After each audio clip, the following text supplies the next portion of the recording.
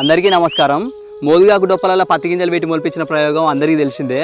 కాకుంటే ఒక 7 ఎకరాలు పత్తి ముందు పెట్టినాక ఒక వారం దాకా వర్షాలు పడకపోయేసరికి చాలా గింజలు అంటే చాలా గింజలు పోయినాయి. నిన్న కూలీలు వచ్చి సాగు గింజలు పెట్టిరు కొంతవరకు, ఇంకొంచెం వరకు అయితే మిగిలింది.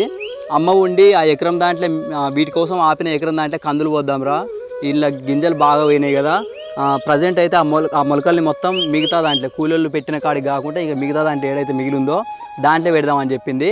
ఇవి తీసుకొచ్చి మొత్తం నాటుతున్నామన్నా.